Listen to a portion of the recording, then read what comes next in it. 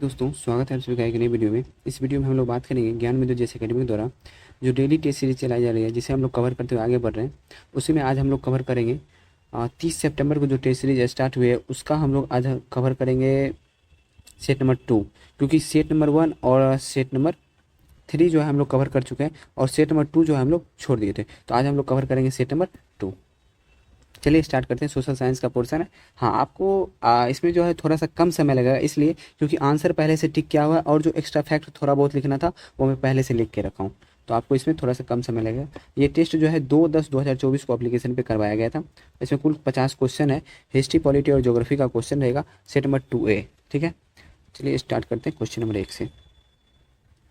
Question number 1 है, निम्नलिखित में से कौन सा एक संघीय प्रणाली की विशेषता नहीं है ये बताना है। संघीय प्रणाली की विशेषता, तो इसमें केंद्र एवं राज्य स्तर पर सरकार की 2 सुस्पष्ट स्तर होते हैं, ये है बिल्कुल सही है। नेक्स्ट है, प्रत्येक स्तर के सरकार की जिम्मेदारियां और शक्तियां संविधान के द्वारा स्पष्ट किया हुआ रहता है, हाँ ये भी सही है। नेक्स्ट है, दोनों स्तर के सरकार में किसी मुद्दे को लेकर विवाद उत्पन्न होता है तो न्यायपालिका इसके मध्यस्थता करती है, ये भी सही है। और इसमें बोल रहा था कि कौन सा नहीं है, यानी कौन सा गलत है। कौन सा नहीं है का मतलब क्या है कि कौन सा गलत है। तो सरकार की विधायी और कार्यपालिका के बीच शक्तियों का पृथक्करण नहीं होता है, बिल्कुल गलत है, क्योंकि सरकार की विधायी और कार्यपालिका के बीच शक्तियों का पृथक्करण होता है, जो कि अनुच्छेद 50 में वर्णित है। ठीक है, नेक्स्ट। और आप लोग को जो है ये सेम पीडीएफ आप लोग को प्रोवाइड करवा दिया जाएगा, आपको अपना नोट्स बनाने का भी आवश्यकता नहीं पड़ेगा। नेक्स्ट है, ऋग्वैदिक समाज के संदर्भ में वहतु शब्द से क्या तात्पर्य है। तो वहतु बोला जाता है जो नवविवाहित कन्या होती है उसको दिया जाने वाला जो उपहार होता है उसे ही वहतु बोला जाता है, उसे ही वहतु बोला जाता है। और आजीवन अविवाहित रहने वाली कन्या को क्या बोला जाता है, अमाजु। आजीवन अविवाहित रहने वाली कन्या को क्या बोला जाता है, अमाजु। भारतीय मुख्य भूमि का सबसे दक्षिणतम बिंदु क्या होगा। देखिए, मुख्य भूमि की बात की गई है, इसे ध्यान रखिएगा। जब मुख्य भूमि की बात आ जाएगी तो कैप कैमोरिन हो जाएगा। ठीक है, कैप कैमोरिन हो जाएगा। और सिर्फ भारत का सबसे दक्षिणतम बिंदु पूछेगा तब क्या हो जाएगा, इंदिरा पॉइंट। तब क्या हो जाएगा, इंदिरा पॉइंट। ठीक है, नेक्स्ट। निम्नलिखित में से किस एक अधिनियम द्वारा भारत में दास प्रथा को गैर कानूनी घोषित किया गया। तो चार्टर अधिनियम 1833 के द्वारा दास प्रथा को गैर कानूनी घोषित किया गया था, लेकिन ये जो है पूर्ण रूप से समाप्त हुआ कब, 1843 में। लॉर्ड एलनब्रो का कार्यकाल था। लॉर्ड एलनब्रो का कार्यकाल है 1842 से लेकर 1844 तक। ठीक है, और ये जो पूर्ण रूप से गैर कानूनी घोषित हुआ 1843 का अधिनियम की धारा 5 के तहत। तबकात ए अकबरी की रचना किसके द्वारा की गई। तबकात ए अकबरी की रचना निजामुद्दीन अहमद के द्वारा की गई। किसके द्वारा की गई, निजामुद्दीन अहमद के द्वारा की गई तबकात ए अकबरी की रचना। ठीक है, नेक्स्ट बताइएगा, विश्व की दूसरी सबसे ऊंची चोटी गॉडविन ऑस्टिन यानी K2 किस हिमालय में स्थित है। तो K2 जो है वो ट्रांस हिमालय में स्थित है। किस हिमालय में स्थित है, ट्रांस हिमालय में स्थित है। और इसकी ऊंचाई कितनी है, 8611 मीटर। 8611 मीटर इसकी ऊंचाई है। ये जो है काराकोरम श्रेणी के अंतर्गत आता है। निम्नलिखित में से कौन सा विकल्प सही सुमेलित नहीं है। संघीय संविधान समिति के अध्यक्ष जवाहरलाल नेहरू थे, सही है। प्रांतीय संविधान समिति के अध्यक्ष सरदार वल्लभ भाई पटेल थे, ये भी सही है। मूल अधिकार उप समिति के अध्यक्ष JB कृपलानी थे, सही है। अल्पसंख्यक उप समिति के अध्यक्ष सैयद मोहम्मद सदुल्ला, यही गलत। तो अल्पसंख्यक उप समिति के अध्यक्ष थे HC मुखर्जी, इसे नोट कर लीजिएगा। इसके अध्यक्ष थे SC मुखर्जी।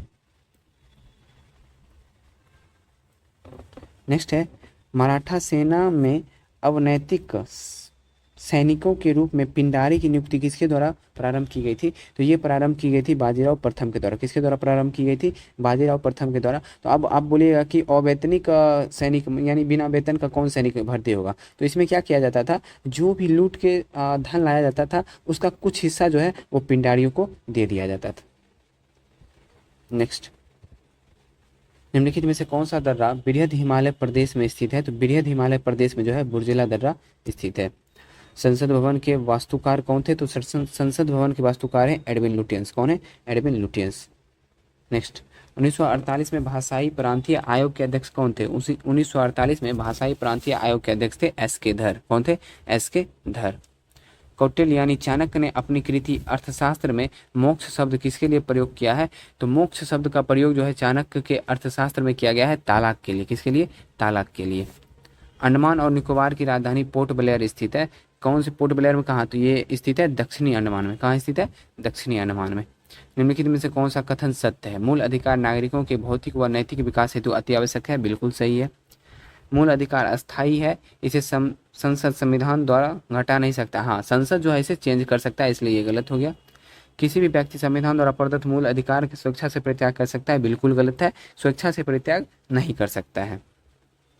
सल्तनत काल में किस सुल्तान ने एक अनुवाद विभाग की स्थापना की ताकि हिंदू एवं मुस्लिम संप्रदाय के लोगों में एक दूसरे के विचारों की समझ बेहतर हो सके? तो ये किया गया था फिरोज शाह तुगलक के द्वारा। किसके द्वारा? फिरोज शाह तुगलक के द्वारा सल्तनत काल में। लेकिन यही चीज़ आपसे अगर मुगल काल में पूछा जाता है तो इसका आंसर हो जाएगा अकबर। मुगल काल में कौन किया था? अकबर।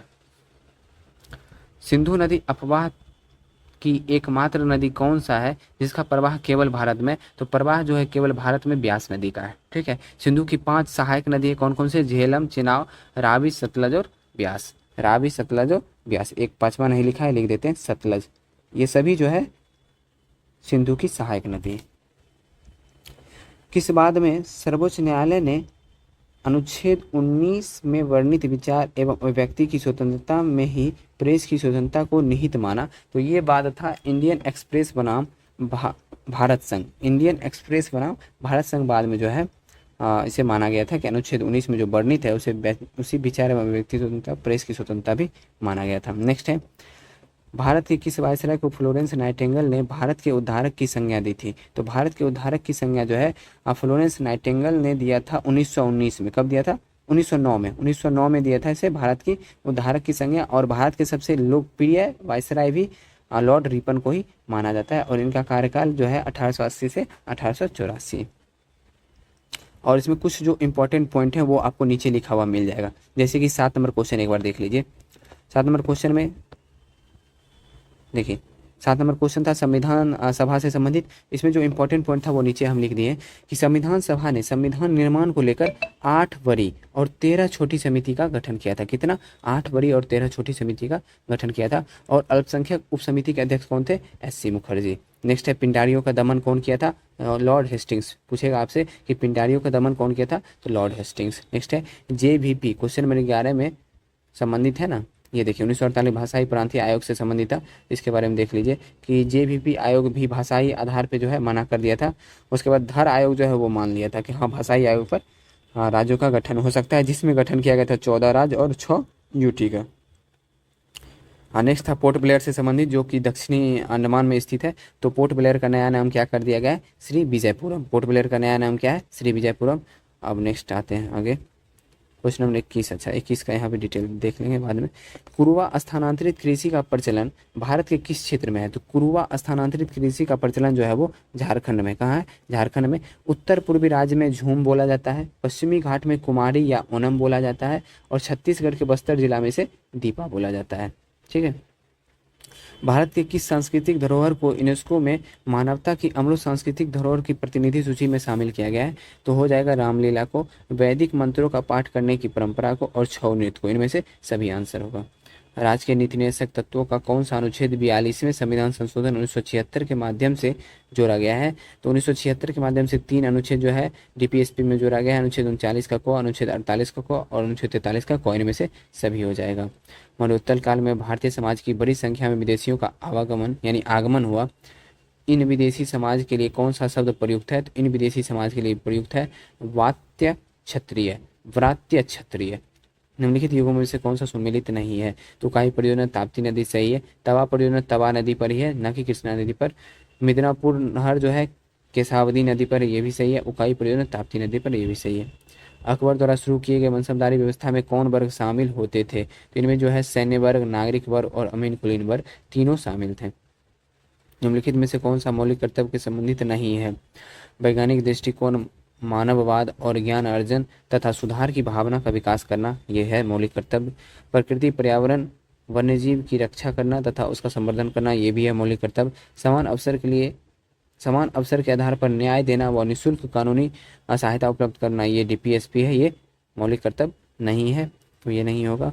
बाकी इसमें क्या पूछ रहा है आगे देख लेते हैं। नागरिकों के लिए एक समान नागरिक संहिता लागू करने का प्रयास करना, तो अनुच्छेद 44 में है, ये भी नहीं है, ये डीपीएसपी में आएगा। ठीक है, इसमें क्या पूछ रहे हैं, मौलिक कर्तव्य से संबंधित नहीं है, तो ये दोनों डीपीएसपी में, ये दोनों मौलिक कर्तव्य है, तो संबंधित नहीं है, तो 3 और 4 जो है डीपीएसपी, इसलिए आंसर हो जाएगा 3 और 4। निम्नलिखित में से कौन सा युग्म सुमेलित नहीं है, भारतीय दलहन अनुसंधान संस्थान कानपुर में सही है, केंद्रीय नारियल अनुसंधान संस्थान कोची में नहीं है, कासरगोड में है, केंद्रीय शुष्क बागवानी संस्थान बीकानेर में है, राष्ट्रीय मांस व पोल्ट्री बोर्ड जो है दिल्ली में है।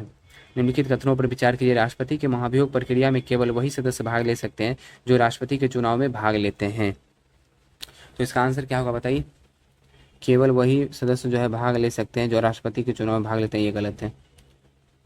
आगे देखते हैं, महाभियोग की प्रक्रिया के दौरान राष्ट्रपति संसद में उपस्थित नहीं हो सकते हैं, यहीं पे गलत हो गया। ठीक है, तो इसका आंसर हो जाएगा ना तो 1 ना तो 2। अब ये बताइए, 1857 का जो क्रांति हुआ था, कौन क्षेत्र से कौन थे, ये पूछा गया है। तो जयदयाल और हरदयाल जो थे ये राजस्थान से थे। ठीक है, मणिराम दत्त असम से थे, सुरेंद्र साई जो है ये उड़ीसा से थे, और नाना साहेब कानपुर से थे। तो आंसर आप लोग मैच कीजिएगा, 4 3 2 1 आएगा। कौन सा औद्योगिक नहर लौह इस्पात से संबंधित नहीं है, तो लौह इस्पात से संबंधित नहीं है, हैम्बर्ग जो कि जर्मनी का है, ये जलयान उद्योग से संबंधित है। किससे संबंधित है, जलयान उद्योग से। ऑस्कर में जाने वाली भारत की पहली फिल्म मदर इंडिया के निर्देशक कौन है, तो ऑस्कर में जाने वाली भारत की पहली फिल्म कौन सी हो गई, मदर इंडिया, और इसके निर्देशक कौन है, महबूब खां। निम्नलिखित में से किस विधेयक के संदर्भ में भारत के राष्ट्रपति निलंबनकारी वीटो का इस्तेमाल नहीं कर सकते हैं, तो संविधान संशोधन विधेयक और धन विधेयक, इससे संबंधित जो है भारत के राष्ट्रपति निलंबनकारी वीटो का प्रयोग नहीं कर सकते। इसका आंसर हो जाएगा बी और सी दोनों। निम्नलिखित में से कौन सा एक विकल्प सही सुमेलित नहीं है, तो कौन सा विकल्प है जो सही सुमेलित नहीं है, ऋषभ देव वृषभ सही है, मल्लीनाथ कलश सही है, और पार्श्वनाथ का सर्प होगा ना कि शंख, पार्श्वनाथ का क्या होगा, सर्प होगा, तो यही जो है सुमेलित नहीं है, महावीर का सिंह हो जाएगा। भारत की लाल पीली मृदा के बारे में निम्नलिखित में से कौन सा कथन सही है, तो कौन सा कथन सही है, यह भारत की दूसरी प्रमुख मृदा है जो प्रायद्वीपीय पठार के अधिकांश क्षेत्र में पाई जाती है, सही है। लोहे की ऑक्साइड की स्थिति उपस्थिति के कारण यह मृदा के रंग लाल होता है, ये भी सही है। यह मृदा स्वभाव से क्षारीय प्रकृति की होती है, ये गलत है, ये स्वभाव से जो है क्षारीय नहीं अम्लीय प्रकृति की होती है। कैसी होती है, अम्लीय प्रकृति की होती है। और महीन कणों वाले लाल पीली मृदा काफ़ी उर्वर होती है, जबकि मोटे कणों वाले अनुर्वर होते हैं। 1 2 4 इसका सही है।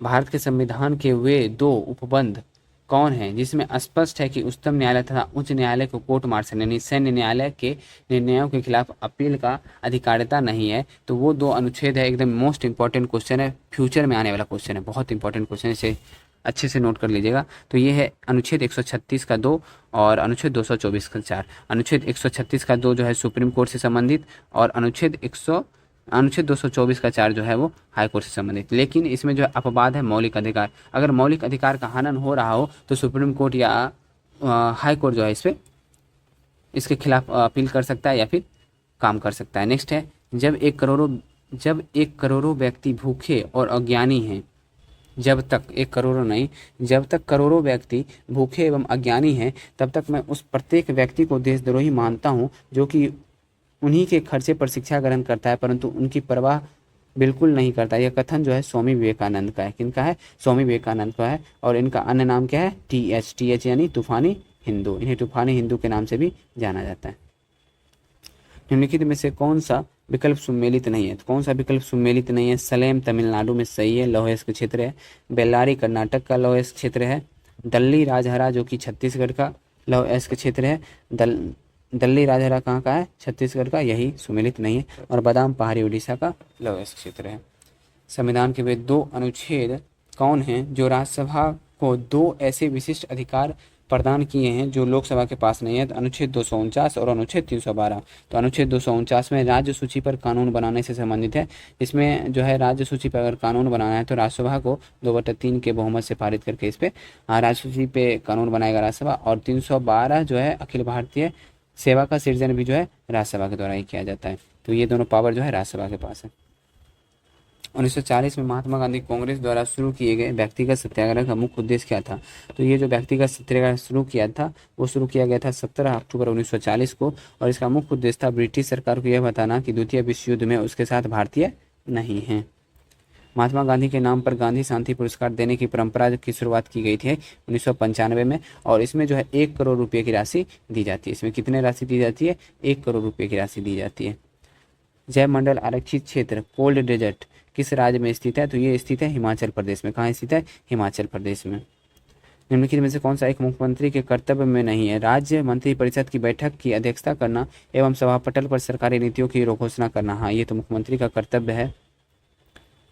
नेक्स्ट, राज्य के महाधिवक्ता राज्य लोक सेवा आयोग के अध्यक्ष एवं सदस्यों की नियुक्ति के संबंध में राज्यपाल को परामर्श देना। हाँ, ये भी मुख्यमंत्री का काम है। मासिक प्रतिवेदन में राज्य प्रशासन से संबंधित सभी निर्णयों को प्रधानमंत्री को सूचित करना। प्रधानमंत्री को नहीं, राज्यपाल को सूचित करना होगा, यही जो है गलत है। बाकी यदि राज्यपाल ऐसा चाहे तो किसी भी मामले को जिस पर किसी भी मंत्री द्वारा निर्णय लिया गया हो किंतु मंत्रिपरिषद द्वारा विचार नहीं किया गया, मंत्रिपरिषद के विचारार्थ प्रस्तुत कर सकता है। नेक्स्ट क्वेश्चन है, भारत में पहला चाय बागान कब स्थापित किया गया? 1835 में असम में स्थापित किया गया था। निम्नलिखित में से कौन सा विकल्प सही सुमेलित नहीं है? बसंत विषुव 21 मार्च सही है, शरद विषुव 23 सितंबर सही है, उपसौर 3 जनवरी सही है, अपसौर जो है वो 3 जुलाई नहीं होगा, 4 जुलाई होगा। भारतीय संविधान का कौन सा शक्ति का बंटवारा केंद्र और राज्यों के बीच नहीं किया गया है? नहीं किया गया है न्यायिक शक्ति का। ठीक है, और न्यायिक शक्ति के बारे में दिया है भाग 11 में। भाग 11 में 2 अध्याय हैं। पहला अध्याय में अनुच्छेद 245 से लेकर 255 तक है, और दूसरा अध्याय में 256 से लेकर 263 तक अनुच्छेद है। बंगाल के किस गवर्नर जनरल ने क्लाइव द्वारा स्थापित द्वैध शासन प्रणाली को समाप्त कर बंगाल को पूर्णतः अपने नियंत्रण में ले लिया? तो ये हो जाएगा वारेन हेस्टिंग। पानी के समानांतर पर्वत श्रृंखलाओं के डूबने में जो समुद्र तट बनता है उसे क्या कहते हैं? उसे कहते हैं डालमेशियन। उसे क्या कहते हैं? Dalmatian. Most important question, future में आने वाला क्वेश्चन। पानी के समानांतर पर्वत श्रृंखलाओं के डूबने से जो समुद्र तट बनता है उसे बोलते हैं डालमेशियन।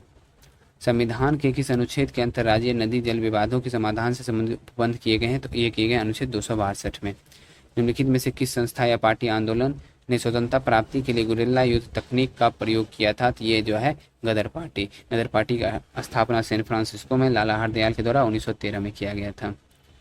नेक्स्ट, निम्नलिखित कथनों पर विचार कीजिए। अंतर्राष्ट्रीय चावल अनुसंधान संस्थान मनीला में स्थित है, राष्ट्रीय चावल शोध संस्थान कटक में स्थित है। दोनों का दोनों सही है। निम्नलिखित में से राजस्थान का कौन सा किला विश्व विरासत सूची में शामिल नहीं है? तो मेहरगढ़ किला जो है विश्व विरासत सूची में शामिल नहीं है। तो आज का सेट जो है यही समाप्त हो गया। इसका आंसर की भी आपको पीडीएफ में नीचे मिल जाएगा। बाकी आंसर की तो आवश्यकता ही नहीं पड़ेगी, क्योंकि जो पीडीएफ मैं पढ़ा रहा हूँ और जैसे पहले से लिखा हुआ था तो वैसे ही आपको लिखा हुआ पीडीएफ मिल जाएगा। ये सब पूरा नोट जो है ये सब आपको लिखा हुआ डायरेक्ट पूरा पीडीएफ मिल जाएगा। इससे ये होगा कि आप आसानी से पीडीएफ अगर सिर्फ संभाल के रखते हैं तो आपको अपना नोट बनाने का भी आवश्यकता नहीं पड़ेगा। ठीक है, तो चलिए मिलते हैं नेक्स्ट वीडियो में। जय हिंद।